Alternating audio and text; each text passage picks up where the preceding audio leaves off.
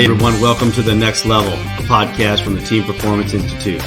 Here we provide actionable insights on modern leadership and team development, driving higher levels of organizational performance and life empowerment.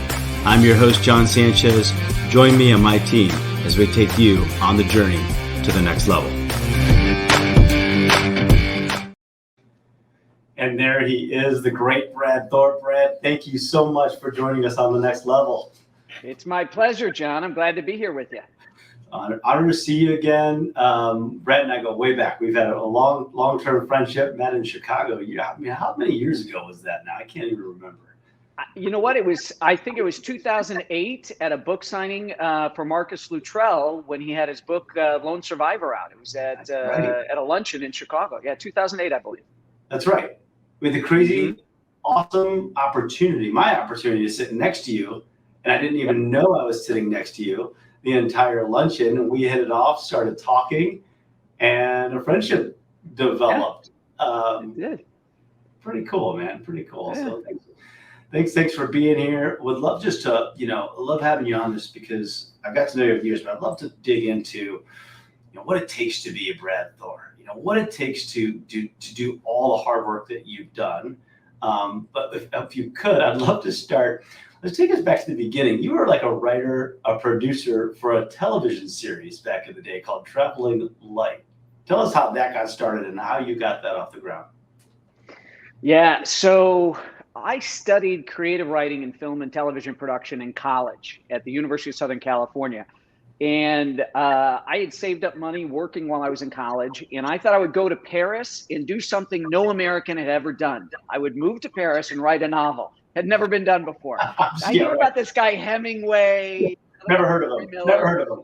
I don't know those guys. I get no time for that. So I had this great original idea. I'd go to Paris, write a novel. And I got there, and I got a couple chapters into it. And I started to have this little voice gnawing at the back of my mind that I think many of us have. And that voice was saying, you know what? You might fail at this. This might be an embarrassment. Probably better not to risk the embarrassment than to actually experience the embarrassment. What if you write a bad book that nobody wants to read? What if you never get it published? Better to just give it all up. And I gave into that voice. And I shipped my laptop back home, and I spent my time traveling with the money I had saved in college. And I came up with an idea for a TV show. I always thought that travel made me a better American. And at that time on public television, this is back in the early 90s, there was Rick Steves, who did a good show, but it was geared towards a much older audience than me. And I wanted to encourage young people to travel, 18 to 34-year-olds. Don't wait until you're retired. Get out of the United States and see your country and yourself from abroad and while abroad. So when I got back from traveling in Europe, I pitched that to public television. It was a lot of work to get it going because I had to find underwriters to sponsor the program and all that kind of stuff. But I got it going. And the show did very, very well on public television. And I had done 2 seasons of shows, and I got married. And on my honeymoon, my wife asked me, what would you regret on your deathbed never having done? And before I could grab the words out of the air and put them back in my big mouth, I said, writing a book and getting it published. And she said, okay, when we get home, you're going to start spending 2 hours every day, protected time, making that dream come true. And that's what led to me writing and completing the manuscript for my very first novel. Wow, that's unbelievable. That's unbelievable. So she inspired you. She basically said, what would you regret? How would you pull that out? So tell us about that then. So you come home, you have to make a transition now, right? Now you're going to be a writer, you went to television, and now you're going to do this. What was that like? Yeah, so it was interesting because I did everything for that travel show. I was the writer, the producer, the host. In fact, I used to make up names for the credit crawl. I'd take characters out of The Simpsons. I would use friends from high school because I didn't want to look like a small operation, right? I wanted to look like a big production company. So it's funny to flash back to the honeymoon. When my wife asked me that question, that's an interesting question to ask on your honeymoon. That's normally something you probably should ask before you get married. What's your spouse's ultimate goal in life, sort of a thing. But so Trish had asked me that question. I told her. And what's funny is doing the travel TV show, I had fallen in love with what Mark Twain called the most moving piece of rock in the world, and that is a monument carved into a cliff face in Lucerne, Switzerland, of a dying lion. And it was carved there to commemorate the 700 plus Swiss guard who died defending King Louis and Marie Antoinette in the initial throes of the French Revolution. And even back then, before I committed to my wife that I was going to write a novel, I was saying to myself, boy, the Lion of Lucerne. The Lions of Lucerne would be a great book title. If I ever commit and write a thriller, I don't know how I'll weave in Switzerland, but that'd be a great title. So before I even told my wife that I really wanted to write a book, I had a title. And so I tell my wife, and she says, great, we get home 2 hours protected time. And what's interesting was we were doing, and I know you're going to love this, John, because I know you're a huge Oktoberfest guy. And I know pre-COVID and all that kind of stuff, that was your annual pilgrimage with your boys. I mean, this guy even has the lederhosen. I don't know if anybody's ever seen the pictures, but I mean, no American does Oktoberfest like John Sanchez. So I had never been to Oktoberfest, and part of my honeymoon, we were traveling, we did around the world airline tickets.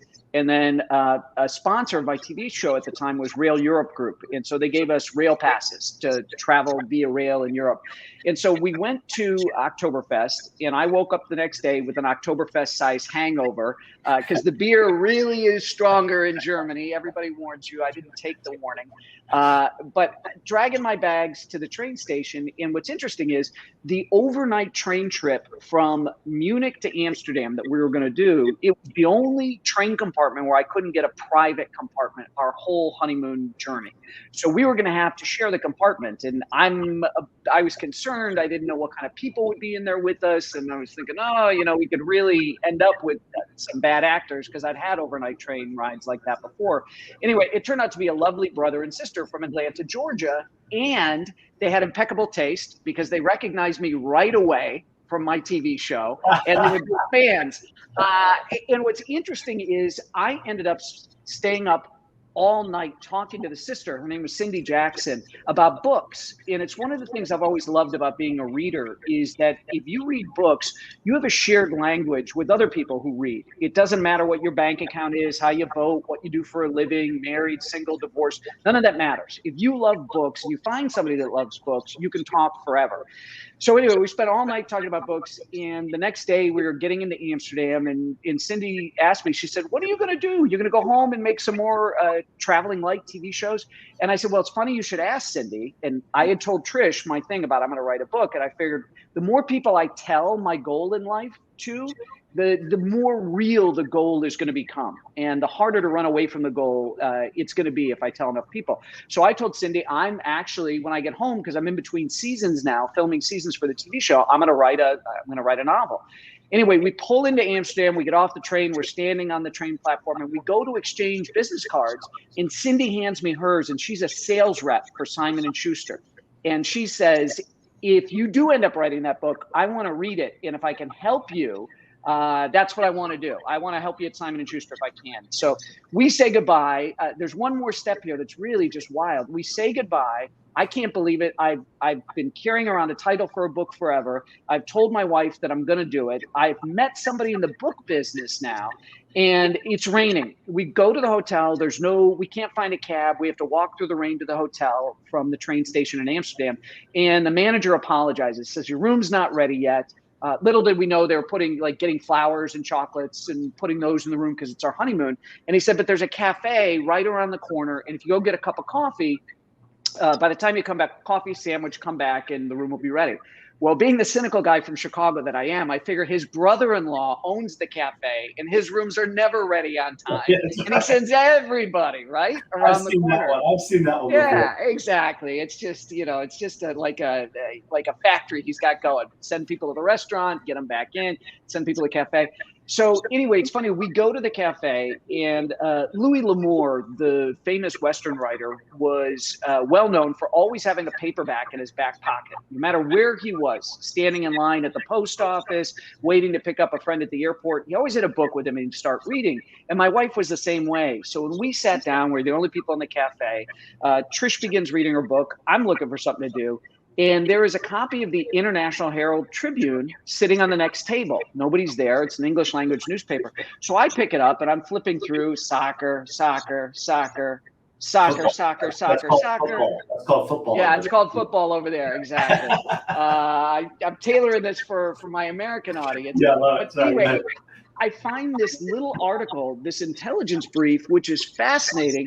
And it's all about a Swiss intelligence officer who has embezzled all this money from the Swiss army and is training his own shadow militia high in the Alps with high-tech weapons from his own private arsenal. And I went, boom, that's the book. That's the Lions of Lucerne. It's going to be this private mercenary group.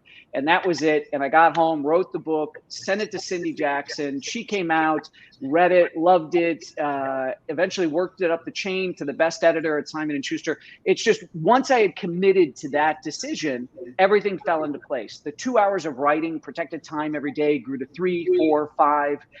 And when I finished that book, John, I tell people it was an experience like no other. Number one, I knew when I got to my deathbed, I wouldn't wonder what my life would have been like had I only tried to write a book. That was number one. And number two, I had this incredible sense of accomplishment. And I figured this has got to be what people who finish their first marathon, climb their first mountain, feel like, because I knew I had done it and I could do it over and over and over again. Beautiful. And you did it 21 times over and over again, New York Times bestselling author. But I'm not going to let you off the hook on that one because this is a great story, right? But then you're like, and then I went and wrote the book. That is not a... Yeah, it sounds a lot easier than it is. That's like saying, and then I took this plane over and I got to the bottom of, and then I climbed Everest, right? Yeah. So walk us up that journey, and what it takes, because a lot of people, they come to you, they come to other writers, like we had Jack Carr here on the podcast. They're like, oh, I want to be a writer, but there's a lot of discipline and hard work behind that. Can you go back 21 books ago and think about, really the mechanics to how hard that was and share some of that with us? First one was easier, okay? Because there was no deadline. It's like the first album is the easiest because you don't have a deadline to get the second album out. So the first one is challenging in the fact that you've never done this before. You've never written a full-length novel. So that's a challenge, but there was no pressure, right? I didn't have a publisher saying, okay, we need the book, but the next book or whatever, your next book under contract, we need it by a certain time. So Stephen King once said that you should write what you love to read because that's where your passion is. And so I grew up grabbing my parents' Ludlum books, Clancy books, Le Carré books, probably at too young an age, but whenever they would finish them, particularly they read a lot all the time, but especially during the summer, I'd grab one out of the living room or off the stack near the hammock on the porch, and I would devour these books. I always loved this genre. And so I echo that to young writers, and I say that's Stephen King's thing. You should write what you love to read because that's where your passion is. And then I add on to that you have a mini PhD in that genre if you've been reading in it for years. You know why you like certain authors over others. You know why a favorite author of yours wrote X amount of books, but the third one didn't resonate with you, and you know why. But writing, Clancy once said anybody can write one book. The key is, can you write 2? Can you write 3? Can you write 4? That's really where the rubber hits the road. And I like what Jack London used to say about the process, that you can't wait for inspiration. You have to go after it with a club. And it really is about self-discipline. So it's about seat of pants to seat of chair. And it's one of the funniest things because writing is the only place where you have block. Plumbers don't get plumber's block. Dentists don't get dentist block. Pilots don't get pilot's block. Right. There's only writer's block. And, I joke around with myself because I do experience it. It tends to be something that is visited upon people that are perfectionists, people that are struggling, wondering, are the words I'm putting down the best words I'm capable of? And that you can really get vapor lock with that, and you can stop and slow yourself down. So there's a lot of mind things that happen in this profession. And I use Tiger Woods as an example. You know, Tiger Woods goes through up and down situations with his performance on the golf course. And it's not like God is sitting, you know, up in heaven, reaching down and snatching his talent away for, I'm going to snatch it away for 2.5 hours today, or I'm going to pull it away for 6 days. You know, this is Tiger Woods getting in Tiger Woods' way. It's mental. But it is very prevalent in my business where you're worried about, you know, can this be better? Am I doing it as good as I can? And there's an old saying, which is you can't edit that which has not been written. So if the tap isn't open, the words don't flow. You've got to sit down, you've got to get the words on paper. And probably the best piece of advice that I stick to today that I ever heard is give yourself permission to write a crummy first draft. Just give yourself that permission, because if you've got any talent whatsoever, it's very likely that the first draft is not going to be crummy. But you can always edit, you can always make things better, but you can't edit a blank page if there's no words on it. That is absolutely great, and we have so many people that listen to this podcast that, you know, really structural. These are alphas, right? They're all about perfectionism, all about high achievement, all that stuff. So, what great advice to say it's okay to write. Here's a New York Times 21 best-selling author, like the guy who basically says it's okay to write a crappy book because it's the editing process. So, I love Lions of Lucerne. It was the first book that I read of yours. It was great. It was shortly after we met. I went and bought it.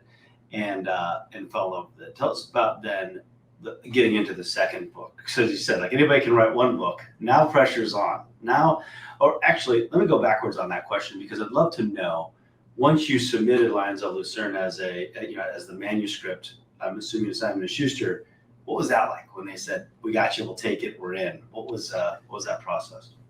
So it was interesting because I gave it to my friend Cindy, and she was trying to work it up the ranks there. So I was waiting to hear back from Cindy, and simultaneously I was trying to find an agent. So I was getting door after door after door slammed on me, slammed in my face, politely so. In fact, I've got a really healthy sense of humor, and it felt like all of the rejection letters came from like the same place. Like there was some subscription service down in Times Square that all of the agents subscribed to, because they all were worded the same. And I ended up coming up with a reply to the rejection, which used that same kind of boilerplate language. And I said, you know, I really appreciate you taking the time to reject my book. I'm honored that you would do that. But I have received so many rejections this year that I've actually hit my limit in rejections, and I can't accept another one. So I am recommending we proceed right to contract. And I would send those out, and some people would chuckle, some people I wouldn't hear anything from. But I found one agent who liked the book. And she said to me, she said, listen, I like your TV show, what you're doing. You know, obviously you're a self-starter and you see things through. The fact that you created your own TV show and got it launched nationwide on public television speaks to your discipline and your professionalism. I really like this book, and there's a few things I'd like to see changed in it. And if you make these changes, I'll read the manuscript again. Well, what fantastic feedback to get. I was like, of course I would do this. And within days, Cindy called me and said, I got your book to Emily Bestler at Simon & Schuster, and she asked me for your phone number. She wants to call you. And so I held off on making the changes that the prospective editor asked for, or prospective agent asked for. And I took the call from Emily Bestler. It was a few days before Christmas. I had just wrapped up my Christmas party for my editors and things like this on my TV show. And I talked to Emily, and she said, listen, I got to tell you, you gave me the best couple of days reading this manuscript, and I can't remember how long. I can't remember the last time I had this much fun reading a book. And we'd like to talk to you about coming on board and us publishing you. Do you have an agent? And I said, can I call you back in 5 minutes? And she said, sure. And I called Heidi's office, who became my agent and is my agent to this day and one of my dearest friends. And she was in a meeting. And I got her assistant, and I used my dad, who is he was a Marine, went to college on the GI Bill, started his own business. I used a line on Heidi's assistant that I heard my dad use when he was cold calling and things like this. When somebody would claim to be in a meeting, my dad, not every time, but in certain circumstances, he would say, well, slip him a note. And so I said to Heidi's assistant, she said, well, Heidi's in a meeting. And I said, well, do me a favor, slip her a note. Tell her I just heard from Emily Bestler at Simon & Schuster, and they want to sign me. And they want to know if I have an agent. So I'd like to speak to Heidi and see if she wants to represent me.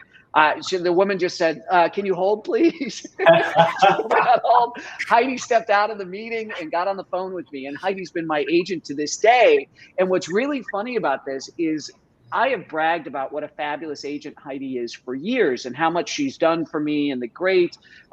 She's a really good negotiator because everybody feels like they got a good deal. She's extremely diplomatic. She lays out the facts. Here's the reason why the contract is worth X, Y, or Z.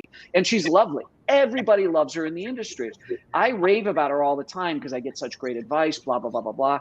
So a buddy of mine at Simon & Schuster was thought maybe if he moved to another publishing house, he might have more success. And he wanted to switch agents, and he knew I liked Heidi. And I'm like, okay, yeah, here's her number and all this kind of stuff. And to hear Heidi tell it, he called her up, and they talked for a while, and she had looked into what books he had done. And she said, what are you working on now? He goes, well, I've got this book, and it's kind of interesting. It's a kind of a chase around Europe. It's got some puzzles and stuff. And he lays out the whole plot. And she goes, what are you going to call it? And Dan says, I'm thinking about calling it the Da Vinci Code. And she said, sounds fantastic. And she signed Dan Brown. And the Da Vinci Code was the first book that she took out on Dan's behalf. So we have this nice little family. Dan Brown's one of the nicest guys you'll ever meet. Heidi's fantastic. And it's just this small boutique New York agency. They discovered Umberto Eco and brought him over. The Little Prince was one of theirs. Nelson DeMille was there. It's just this great kind of historic boutique agency in New York. So it's just been, once I committed to writing that first book, John, just door after door after door after door opened and things happened. And again, the books are hard to write. It's not easy. I've done 21 books in the Harbat series. Plus I did an additional book about an all-female Delta Force team called the Athena Project. So it's 22 books overall. You would think it gets easier, but it doesn't because of my work ethic, my Midwestern upbringing. I try to raise the bar every single time. So my job gets harder year after year after year. I'm not an outliner. I'm a pantser is what they call it in my business. So I come into work, there's no manual. I don't know what's going to happen. I just know I've got a word count and I've got a deadline. So it's exciting to have the experience that readers are having as I'm writing it, where I don't know what's going to happen next. But it is stressful, and it's work, and it takes a tremendous amount of discipline to get from, it was a dark and stormy night to the end. There's a lot of sweat. It's 5% inspiration, 95% perspiration.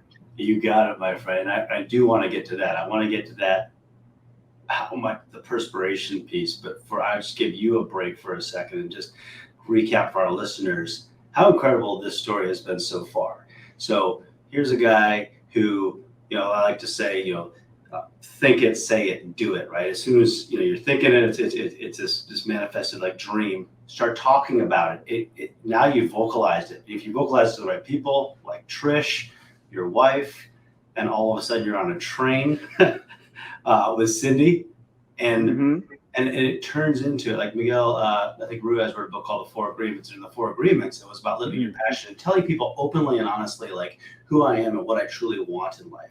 So if you guys haven't caught yet, Brad is a man of passion, is a man who goes after it. He's very, he's an alpha as well. He's an apex predator, but he wasn't afraid to talk about his passion, his dream.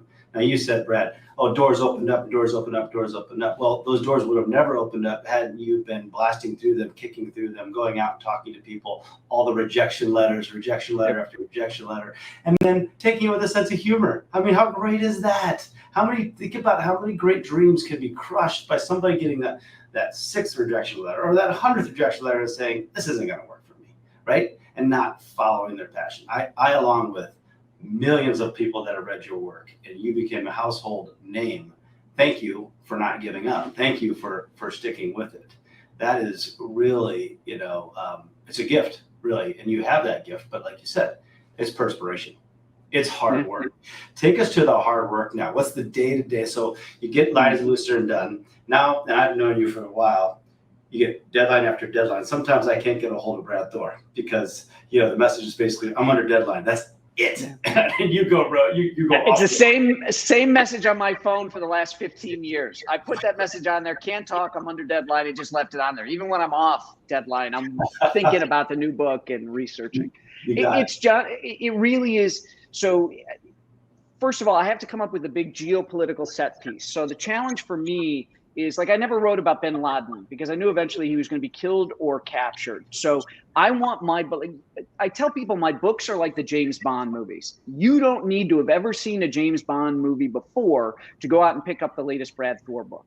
And I want to beat the headlines. And I also want the books to be evergreen so that you can read Lions of Lucerne and have a great edge of your seat thrill ride. So I'm looking for things that people aren't doing when I do my books. And I'm also trying to read the tea leaves and look over the horizon and see what's coming, because if I can have a little bit of stuff in my book that is timely when the book comes out, for an author, that's great because you've got that nonfiction hook that gets you media attention. So there is a kind of a sixth sense that's involved when I'm looking at what my subject matter is going to be. So I find a big geopolitical issue. I find a problem with that issue. I normally try to turn the issue upside down or spin it around 180 degrees and come at it from an angle that people aren't thinking about. So my third book, for instance, was, what's the third book? State of the Union.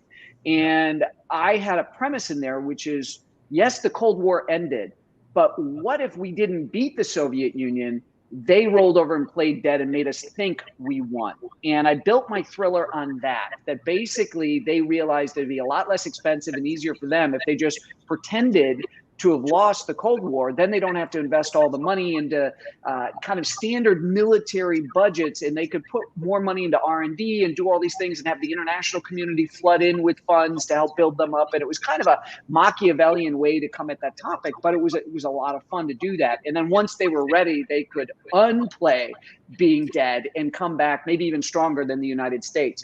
So I like to kind of take things and say, what if? That's my big thing as an author. But the day-to-day stuff is, I used to think that being an author was the most solitary profession in the world. And it's not true. I've reached out to you and you've been so kind on so many different occasions where I'm like, okay, back in the SEAL teams, X, Y, or Z, which would have been more likely to happen? You know, if I have Harvath thinking about when he was back in the teams and stuff like that, and you've always been very kind, I have a group of people that I can go to and ask questions of and things like that. So I found, number one, that it isn't a sole one-person job. I'm talking to a lot of people with a lot of wisdom. So building a network is really, really important for the kind of stuff that I do. My newest book, I reached out to a former diplomatic security service officer, who's a friend of mine, and I said, if I've got to take my main character and drop them into Jaipur, India, where an American citizen has been killed who's doing some of this covert work on behalf of the White House to try to draw India into a military alliance with the U.S. to kind of kick off an Asian version of NATO. That's the big geopolitical thing in Rising Tiger. I always have trouble pointing at the book when I'm on camera. There it is. What would happen if the U.S. really pushed to get India into a relationship with us, broadening out what's called the Quad: India, Japan, Australia, and the United States, and creating an Asian version of NATO? That's the big geopolitical set piece. And what would the Chinese do to stop that from happening? And I was inspired to do this book because 2 years ago in real life, all of these Chinese soldiers crept over the Himalayas into this disputed border region where Indian troops were. And there's a rule in this region, which is called the line of actual control. No firearms are allowed. So it was like out of Walking Dead. The Chinese soldiers had these iron rods studded with spikes that they had made and baseball bats wrapped with barbed wire. And they attacked the Indian soldiers. It was like a medieval melee, hand-to-hand combat that lasted 6 hours. At the end, they couldn't even identify a lot of the bodies without DNA testing. People were getting thrown off cliffs into 1,000-foot drop-offs. So as an author, as I was reading about this, I was like, that'd make an unbelievable opening scene to a book. Now, how do I weave in the U.S. trying to create an Asian version of NATO, blah, blah, blah, blah, blah. And I said, okay, it would happen kind of quietly at first to gauge interest. So when this American shadow diplomat gets killed, an ex-CIA guy, and my guy's got to go over, I thought, okay, how is he going to tap into kind of the state police of India, and they're doing their own murder investigation? And I reached out to somebody in my network who was a DSS agent, and he said, Brad, and so I'm learning constantly as a writer, and I'm fascinated by this stuff. And this buddy of mine said, Brad, at every U.S. embassy, basically we have somebody called an FSN/I. And that's Foreign Service National / Investigator. And I said, what's that? He goes, it's a retired high-level cop who can navigate the old boy network of the police world there. So if there's people at the embassy that have police issues, or American citizens that come to the embassy because they've had an issue with local police, this is the guy that's a fixer. And so I created this really cool character that's like an Indian version of Sean Connery from Untouchables, a guy who's been off the street for about 10 years that's just been itching to get back on the street. And as soon as he's back on the street, all of his old instincts kick in and some of his bad habits, and he's willing to cut corners. And I've gotten all of this great pre-release early review feedback of how many people love that I teamed my America's Top Spy up with this really cool rough and tumble retired Indian cop. So, but that never would have happened but for this network that I've built. So yeah, I get in and I grind. You know, my favorite thing that I tape to the wall is rise and grind. And, you know, it's a hustle. I got to get up. I've got to be better this time than I was last time. You know, I don't consider other writers as competition, but people are only able to read so many books in a year, and they do have a handful that they like. And I was raised such that I don't want to ever phone anything in. My dad, the Marine, and my mom, the flight attendant, and then they both went on to be business owners. They said, you need to come to work every day and perform as if it's your first day on the job, and to put in the effort, intelligence, and energy, knowing that if you don't, it could be your last day on the job. And at the end of the day, I don't work for the publisher. I work for the readers. Those are the people that make my career and my life possible, because they're the ones that buy the books. They're the ones that leave those reviews on Amazon and Goodreads and BarnesandNoble.com. That's my annual performance review. When somebody leaves those 5 stars there, that tells me that all of the busting of my ass that I've done all year and raising that bar, you know, and it may be, and this is something that happens with perfectionists, it may be invisible to my readers that I got the bar to move that much. I know I got it to move that much, and they're happy with where it is because they're getting a great thrill ride every year. I think if you measured the satisfaction of my customers, it would be elevated, but not necessarily more so than 5 years ago. You know, I don't know that the things I'm doing is jacking that up, but I do know that it's necessary for me to keep raising the bar. I just think I'm in a profession where you can keep getting better. And so therefore I spend a lot of my off time in the off season reading books about writing. How do I get better as a writer? How do I deliver a better product to my customers? So that's part of my nature. That's that perfectionism again. That's that determination, that drive, that kind of loyalty to my customers. So I'd probably be this way in any other business where I was passionate about the product. How do I make it better? Even if the customer doesn't know they're getting a better product, it's incumbent upon me to lay it all out there, to do the best that I'm capable of. Yeah. Does it sound like I'm dodging your question about discipline and writing? Am I giving you an answer on that? I mean, you've asked a couple times now, and I wonder if something psychological. I don't want to dig into it for you. I don't know. No, I can hear it. You can actually, you're answering it in this really kind of beautiful way, Brad. Kind of navigating us through your process, how hard it is. And I'll tell you, as you know, I read Lions of Lucerne many years ago. We met 2008. Now it's been like 14 years ago. Yeah. When I was reading Black Ice, I text you, I'm like, Brad, it's good. Like last summer's book, yeah. Yeah, I absolutely love this. It's my kind of, that's my my indulgence. I sit on vacation, and I can't wait to get my next Brad Thor book, and I open it up and I read it. I'm telling you, I texted you, I'm like, dude, it is good, and it was, to me, like I was like, you texted me back like, thanks, man, I really worked hard on it, and I think most people don't see that when you're a household name. There's people walking through all the airports in America right now and overseas with your name kind of posted everywhere. But those Amazon reviews, those do make a difference. You do hold yourself to a higher standard. And that's really, really important. We have 5 stars over our logo here. You can see it on the studio. Yeah, I see it. Yeah. That's the level of professionalism that we seek to do, the level of what we're trying to give to our clients, to everybody that we have the honor and impact to be around, to hopefully impact to make better. But with that comes, it's hard as well, because that you're going to be hard on yourself. And like you said, there's no, you're not getting held up to a annual review by your boss, right? Where they're saying, okay, Brad, you did pretty good this year. You could have worked on this. This is all on you.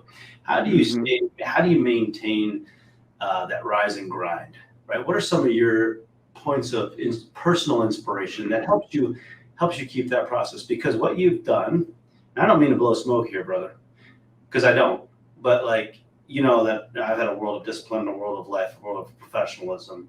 How do you hold yourself to 20 plus years of professionalism that has become so ingrained that you have to continue to raise the bar for yourself? How do you inspire yourself internally?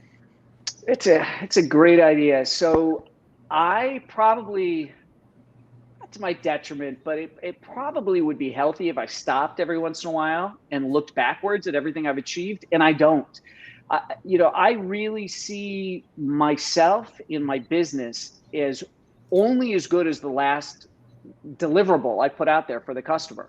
So I'm only as good as the last book that I put out there, is really the way that I see myself and see this business. I'm highly competitive, right? So a couple of years ago, James Patterson did a thriller with former President Bill Clinton.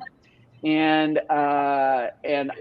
we were out on the same day, and it was this race, and Clinton and Patterson got the #1 on the New York Times list, and I got #2. And I was I was not happy, and that's how competitive I am. Right. So I've got an executive vice president in my company named Yvonne, and Yvonne looked at me and she goes, "If I was able to get in that DeLorean and go back to you in college studying creative writing, and I told you that one day you would be competing for the #1 slot on the New York Times list with James Patterson and a former United States president, how would you feel about that? Would you be okay with the #2 then?" Of course. So sometimes it's really important, John, to have people around you that'll tell you the truth, right? Yeah. That'll kind of keep you in check, politely so, professionally so, but that'll help you put things in perspective. Because if you are a perfectionist, you tend to be extremely hard on yourself. So I look at brands that are really big, successful brands, and I'm in the entertainment world, so there's a lot competing for people's attention. And I watch my kids growing up, and what great young adult readers they were, YA stuff in grade school, and then in high school their reading fell off. They still read, but they don't read as much as they used to. And my concern is it takes a lot of self-discipline to sit down, be quiet, set your phone aside, and read a book. So I'm aware of the fact that I'm competing against the internet, Netflix, things like this. So if you look at the very first book I wrote, The Lions of Lucerne, and then you look at last summer's book, Black Ice, or this summer's book, Rising Tiger, my format has changed a little bit. My chapters used to be much longer. Now they're very crisp, short, cinematic chapters. So you can have that sense of accomplishment that I blasted through a chapter. And what I've also found is that I can keep people hooked for longer. I can take the same amount of material and what would normally be one long chapter and break it up over 3 and keep people through the 3 and have them go on to another 3. There's just something about turning those pages and having a mini kind of cliffhanger or something that makes you want to go on. So I realize my position in the marketplace and what my competition is, not necessarily other authors, but other forms of entertainment. So that's also pushing me to be the best I can be every single year and to put out a product that can compete with, you scrolling the blogs you like, or, sitting down and binging on Netflix and that kind of stuff. So I want to make my experience exciting, white knuckle thrill ride, but easy too. I want you to take this book to the lake, to the beach. It's not War and Peace. It's not what it's supposed to be. It's supposed to be entertainment. It's supposed to be fun and, toes in the sand, book in the hand. But when you close one of my thrillers, what a lot of people walk away saying is, I'm actually smarter for having read this book. I've actually learned a couple of really cool things about the way that embassy works, or why this thing I heard on the news is actually important for us to be thinking of from a national security standpoint. It's not supposed to be an op-ed. It's supposed to be fun and engaging entertainment, but I do kind of weave in some stuff that you close the book and you are a little bit smarter about some of these things. Do kind of, that's putting it lightly. So there's people who I know and love dearly who read your stuff and they're like, oh my, I can't believe how well researched you are. But they're also reading it thinking, geez, he's ahead of the game. Like, he's truly ahead of the game. When things happen on the national theater, and I know you've been on every major news channel. You know, guys, we're so lucky to have Brad with us because he's been on everything from CNBC to NBC, CNN. I mean, he's a correspondent, and some of your stuff just comes true. It's almost like you said, you have that sixth sense, and I know that you've put yourself in harm's way to do some of that research.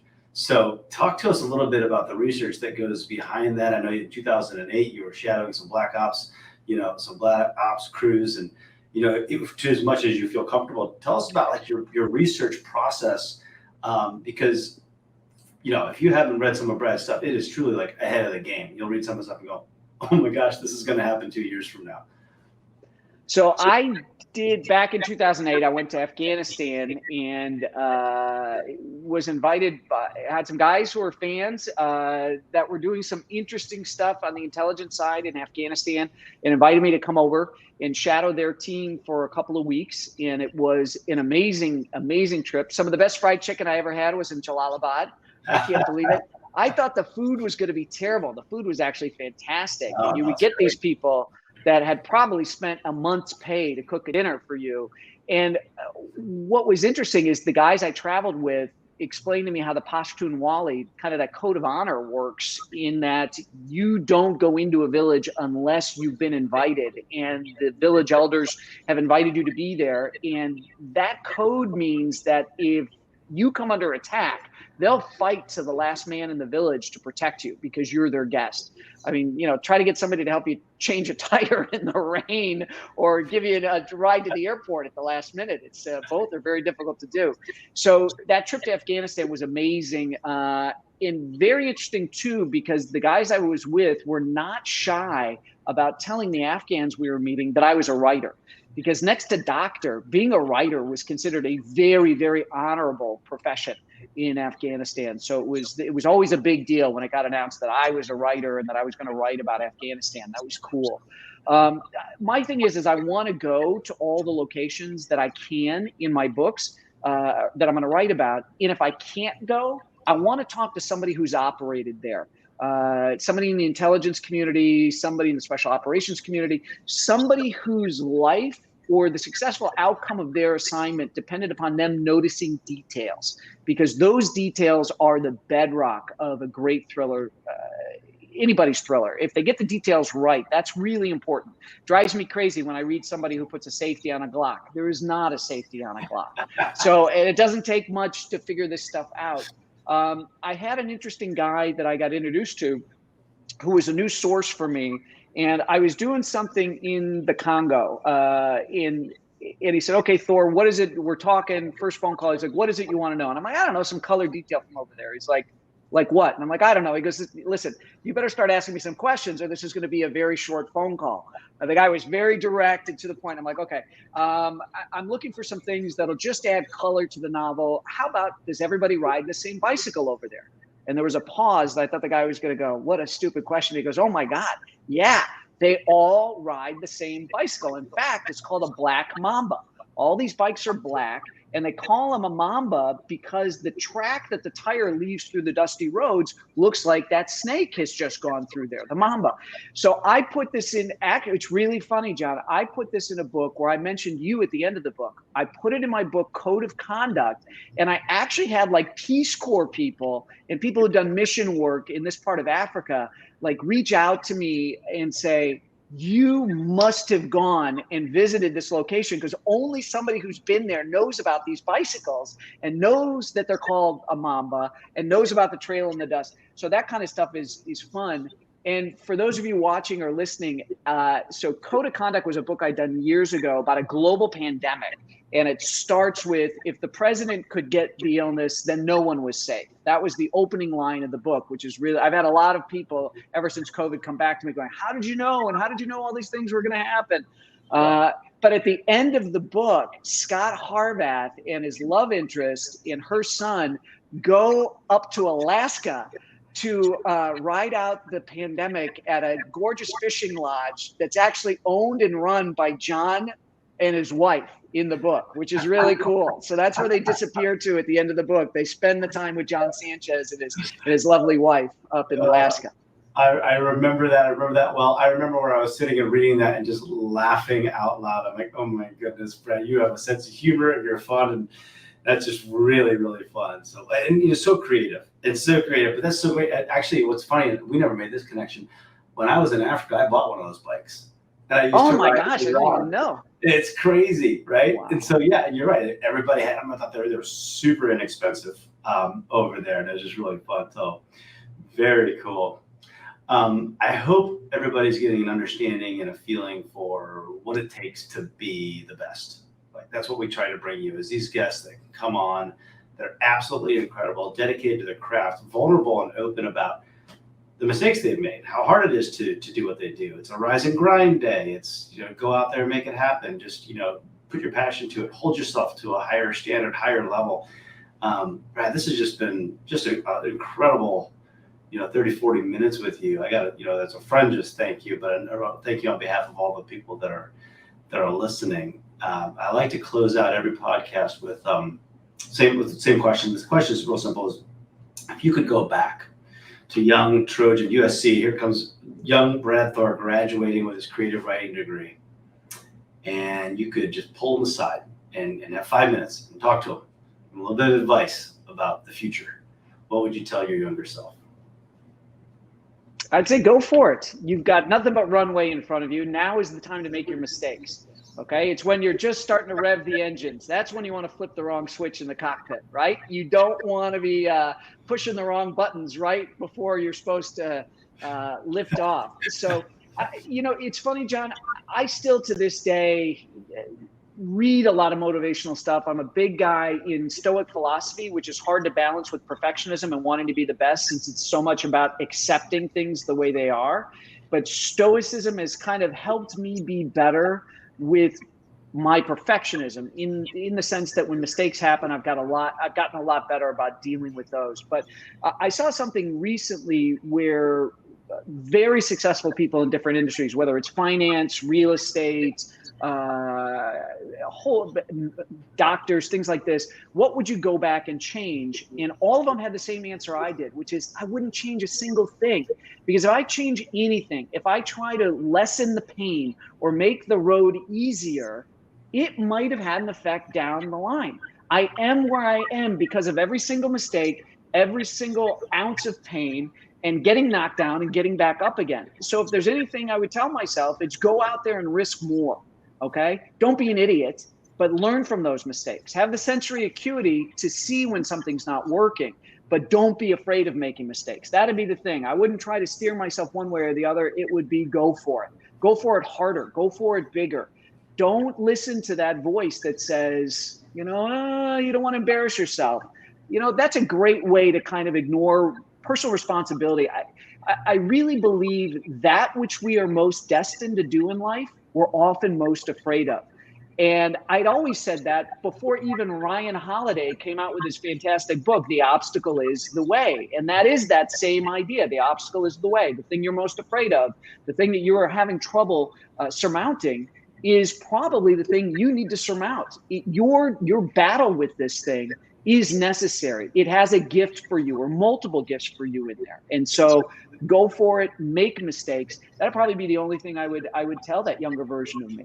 That's absolutely wonderful. I'd be remiss if I didn't say, being an icon in the writing world and a great author, that you also haven't helped others along their way. And we recently had Jack Carr on the podcast, and I just need to make that connection to our listeners that Jack Carr would not be where he is if it wasn't for this young man, Brad Thor, right here, who Brad gave him really Simon & Schuster, right? You introduced him to Simon & Schuster, if I'm getting that correct.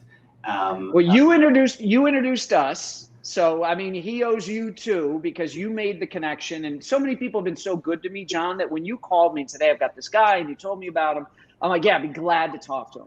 And my thing with him was two things. I told him the old joke. I said, Jack, do you know what the difference is between a published author and a non-published author? And he said, what? And I said, the published author never quit. He's like, and I said, that may be difficult for you as a SEAL, because I know SEALs are all about, oh, the water's too cold, I'm not going into it. And he cracked up, because obviously one of the big SEAL maxims is never quit. And so he liked that, and he liked that this business, like any other business, is about not quitting. And the other thing I told him was, 99.9% of people that I talk to that say they want to write a book are never going to do it. So I said, call me back when you've got the completed manuscript. I mean, we had a nice conversation and stuff. And I said, there's nothing I can do for you until you do for yourself and you complete your book. You complete that book, call me back. If you don't write it, no hard feelings. I wish you nothing but success and enjoyment in life. But I'm not going to waste your time. I'm not going to waste my time until you prove you can actually do it. And months later, he called me back, and he wrote a great book. I introduced him to my editor. She read the book. She loved it. She met him, loved him, and said, what do you want me to do? And I'm like, what do you mean, what do I want you to do? She's like, he writes in the same genre that you do. I'm like, great. Just don't publish him the same day you publish me. Other than that, we're good. I'm like, why wouldn't I want to have I enjoy, listen, there is no American dream without those willing to protect it. Jack Carr devoted his life to protecting and serving this nation. And he's a Navy SEAL, wanted to be an author. And I said, Jack, why wouldn't I help you? You're already smarter than I am. He said, what are you talking about? I said, I wanted to be a Navy SEAL and an author, but I did it in the wrong order. I became an author. Now I'm too old to be a Navy SEAL. So listen, life is too short not to find ways to help other people. It doesn't reduce the amount of money I make. It doesn't reduce my success.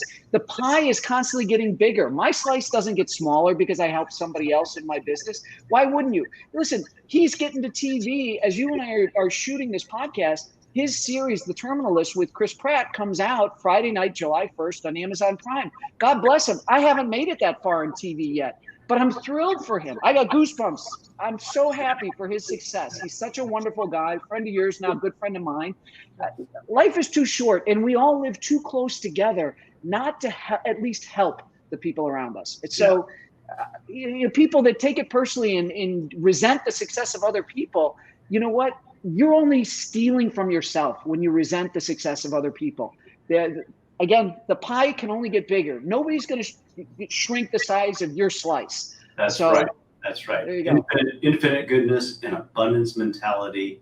And I'll just share with our listeners that Brad was so just dedicated. He drove all the way to my home here in Cincinnati, Ohio, to help us MC an event to help wounded veterans. So he's actively involved in not just being such a busy guy, writer, father, dad, husband, but he's also looking out for those, not only those in his industry, behind the scenes, where he's helping these other writers along, but also raising money for wounded veterans, doing all this charitable work.